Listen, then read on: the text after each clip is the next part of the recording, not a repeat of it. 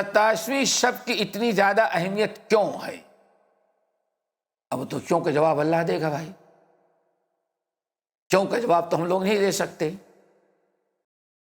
بات اصل یہ ہے کہ آیا 27ویں ہی شب کو کیوں لوگ زور دیتے ہیں، اور 27ویں ہی شب کو شب قدر مانتے ہیں، اس کے بعد اس کے پہلے نہ شب قدر کا کوئی تصور ہوتا ہے نہ اس کے بعد کا۔ اس کی وجہ کیا ہے؟ اس کی وجہ صرف کیا ہے؟ ائمہ کا ایک اختلاف ہے۔ یہ جو ہمارے ہاں فقہی مذاہب بنے، ہمارے مذہب میں یہ ہے، ان کے مذہب میں یہ۔ ہمارے بر صغیر میں جہاں جہاں احناف کے علاوہ اور لوگ ہیں، طوافے وغیرہ، ہر ایک کے یہاں 5 راتوں کا اہتمام ہوتا ہے۔ آپ ساؤتھ انڈیا چلے جائیں، 5 راتوں کا اہتمام ہوتا ہے، بلکہ 5 بڑی راتیں، اور بعض علاقوں میں تو 5 بڑے روزے اور 5 بڑے راتیں۔ جیسے آج 27ویں شب ہے نا، تو آج کی رات بڑی رات ہے اور کل کو روزہ بھی بڑا روزہ ہوگا۔ تو اصل مسئلہ یہ ہے، اس میں کوئی شک نہیں کہ نبی علیہ السلام نے واضح طور پر فرمایا کہ لیلۃ القدر کو آخری عشرے کی 5 طاق راتوں میں ڈھونڈو، 5 طاق راتوں۔ تحروا لیلۃ القدر فی وتر من اواخر الشہر او کما قال علیہ السلام، ماہ رمضان کے آخری عشرے کے 5 طاق راتوں میں لیلۃ القدر کو ڈھونڈو۔ 21، 23، 27، 25، 27 اور 29، انہی میں ایک رات 27ویں بھی آ جاتی۔ یہ تو اللہ رسول کا فرمان۔ عملی طور پر دیکھا جائے تو معلوم پڑتا ہے کہ نبی علیہ السلام کے زمانے میں بھی لیلۃ القدر 27 کے ساتھ خاص نہیں کی گئی تھی۔ مثلا ایک صحابی یہ کہنے لگا، یا رسول اللہ، میرے پاس ایک ہی دن آنے کا ٹائم ہے کہ میں آ کر کے آپ کے مسجد میں رمضان کی رات گزاروں، اب وہ آپ بتائیں گے کون سی رات میں آؤں؟ ہم پوری 5 راتیں 10 دن تو نہیں سے، ایک رات ہم آ سکتے، باہر رہتے ہیں، آپ بتائیں۔ آپ نے فرمایا تم 23 کو آ جاؤ۔ کب آ جانا؟ 23۔ 22واں روزہ آ کے کہاں افطار کرتے وہ؟ مسجد کے اندر، اور 23 کو شب قدر سمجھ کر کو اعتکاف کرتے تھے۔ ایک پتہ چلا کہ ان کو اس سال لیلۃ القدر کس تاریخ کو آئی تھی؟ 23 کو۔ نمبر 2، بڑی مشہور حدیث آپ لوگوں نے سنا ہوگا کہ نبی علیہ السلام نے کو جب پتہ چلا کہ اللہ تعالیٰ لیلۃ القدر مہینے ایک ماہ رمضان میں رکھی ہے، تو اللہ کے رسول پہلے ہی رمضان سے جا کے اعتکاف میں بیٹھ گئے۔ حدیث تو مشہور ہے، یاد ہے سب کو۔ مسجد میں جا کر کے بیٹھ گئے، آپ صحابہ کرام بھی بیٹھ گئے۔ پہلا عشرہ گزر گیا، لیلۃ القدر کا کوئی پتہ نہ چلا۔ دوسرے عشرے کا آپ نے اعتکاف کر لیا، صحابہ نے بھی اعتکاف کیا۔ 20 رمضان گزر گئے، ابھی بھی لیلۃ القدر کا کچھ پتہ نہ چلا۔ 20 رمضان کو عصر اور مغرب کے درمیان جبرائیل امین آئے، اور جبرائیل امین نے آنے کے بعد نبی علیہ السلام نے فرمایا کہ جو لیلۃ القدر آپ ڈھونڈ رہے ہو امامک، آنے والی راتوں میں۔ اللہ کے رسول نے جو پچھلی 20 راتیں گزری ان میں لیلۃ القدر نہیں، امامکم، آنے والے جو ایام ہیں ان میں لیلۃ القدر۔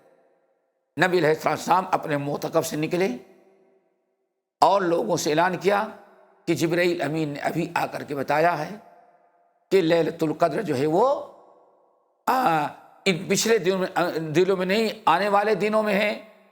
تو میں تو اگلے 10 دن کا بھی اعتکاف کرتا ہوں، اب تم میں سے جو میرے ساتھ اعتکاف کرنا چاہے، لیلۃ القدر چاہتا ہے وہ بیٹھے اور جو نہیں بیٹھنا چاہتا وہ چلے جائے۔ تو نبی علیہ السلام نے اعلان کیا، صحابہ کرام کہتے ہیں اس عشرے کے پہلی یعنی 21ویں ہی رات کو لیلۃ القدر ہو۔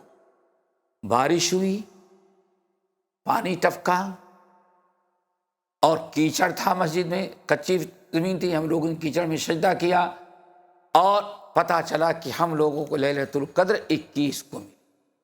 تو جمہور اہل علم کے نزدیک، جس میں ابو حنیفہ رحمۃ اللہ علیہ یا کسی مکتب فکر کا کوئی اختلاف نہیں، سب کے نزدیک مستحب یہی ہے کہ پہلے تو پورے آخری عشرہ انسان راتوں میں جگے، جیسے نبی علیہ السلام پورے عشرے کی راتیں جگتے عبادت کرتے۔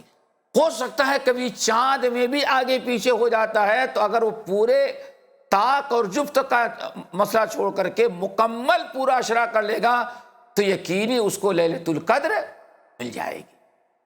ایک تو یہ، اس پر سب کا اتفاق کہ لیلۃ القدر طاق راتوں میں سے کسی نہ کسی ایک رات کے اندر ہے۔ اچھا، نمبر 2، اگر کوئی پورا 10 دن نہیں کر سکتا تو کم سے کم 5 طاق راتیں جو ہیں ان کا ضرور اہتمام کر لے، چونکہ اللہ رسول نے قولاً اپنے قول سے، اپنی حدیث سے صحابہ کرام کو تعلیم کے ذریعے بتا دیا کہ ہاں 5 طاق راتوں کے اندر ہے۔ کیوں؟ جس دن نبی علیہ السلام اپنے گھر میں تھے، پتہ چلا جبرائیل امین آئے اور آپ کو اطلاع دے دی کہ لیلۃ القدر رمضان کی فلاں رات کو ہے۔ نبی علیہ السلام بہت خوش ہوئے، اپنے گھر سے نکلے، آ رہے تھے مسجد کی طرف تاکہ مسجد میں موجود لوگوں کو بتا دیں کہ لیلۃ القدر پتہ چل گیا فلاں رات کو ہوگی۔ آپ نکلے، مسجد اور گھر کے درمیان 2 مسلمان آپس میں لڑ رہے تھے۔ نبی علیہ السلام ان کو مسئلہ سلجھانے، ان کا جھگڑا نپٹانے میں بہت دیر مشغول رہے۔ مصالحت کرا دینے کے بعد مسجد میں گئے تو آپ بھول گئے کہ کون سی رات تھی۔ آپ نے بڑی کوشش کی لیکن یاد نہیں آیا، لیکن آپ اتنا فرمایا، لوگوں دیکھو اللہ نے بتایا تھا، بالکل یاد تو نہیں کون سی رات تھی، لیکن اتنا ہمیں یاد ہے کہ طاق راتوں میں سے کوئی نہ کوئی ایک رات، اس لیے 5 طاق راتوں میں تم ڈھونڈو۔ تو اس سے 5 طاق راتوں میں ڈھونڈنا چاہیے، یہی تک اس میں کسی امام کا کوئی اختلاف نہیں، سب اس پر متفق۔ بعض روایات میں بعض اہل علم نے کہا، ہماری روایات جو آتی ہیں بعض صحابہ سے منقول، یہ ہے کہ وہ 27 شب کو جگتے۔ امام ابو حنیفہ رحمۃ اللہ علیہ یا فقہائے احناف نے بعض صحابہ کے اس آثار کو سامنے رکھا اور کہا کہ نہیں، سب سے زیادہ راجح قول کیا ہے؟ 27 شب، لیکن 100% یقینی نہیں۔ ان 5 طاق راتوں میں سے بھی زیادہ، یعنی ان کا کہنا ہے زیادہ راجح کیا ہے؟ 27۔ اب انہوں نے منع نہیں کیا، فقہاء نے، نہ امام ابو حنیفہ رحمۃ اللہ نے منع نہیں کیا، لیکن اب راجح کہہ دینے کے بعد اب 100% یقین کر لیا کہ لیلۃ القدر کب ہے وہ۔ پھر ہمارے ہاں ہمارے برصغیر کا معاملہ کیا ہے؟ سنی سنائی باتیں زیادہ ہوتی ہے، حقیقت خرافات میں کھو گئی، یہ امت روایات میں کھو گئی۔ تو اسی میں اب ایسا بن گیا کہ معلوم پڑتا ہے کہ شب قدر جبرائیل امین نے آ کر کے بتا دیا کہ شب قدر کب ہے وہ 27 شب۔ اسی لیے لوگوں نے اس کو متعین کر لیا، عوام نے اس کو زیادہ متعین کر لیا۔ علماء نے ہمیشہ یہی کہا کہ نہیں، راجح کہا جا سکتا ہے لیکن 100% یقینی نہیں ہے۔ اس لیے چونکہ میجارٹی ہمارے ہاں کچھ اسی قسم کے لوگوں کی تھی، اسی لیے انہوں نے سمجھتے ہیں کہ چلتے چلتے جہالت جمع ہوتی تو کسی چیز کو ٹھیک سے سمجھ لیتے ہیں، اس کے علاوہ کچھ ہے ہی نہیں، یہی وجہ ہے۔ ورنہ الحمدللہ آپ ساؤتھ انڈیا میں جائیں یا اور بہت سارے علاقوں میں تو الحمدللہ جہاں احناف کے علاوہ اور لوگ ہیں مکتب فکر کے برابر ان کے ہاں 5 پورے اشرے کا اور 5 تاکراتوں کا وہاں بھی ہندوستان میں اہتمام ہوتا ہے. چلے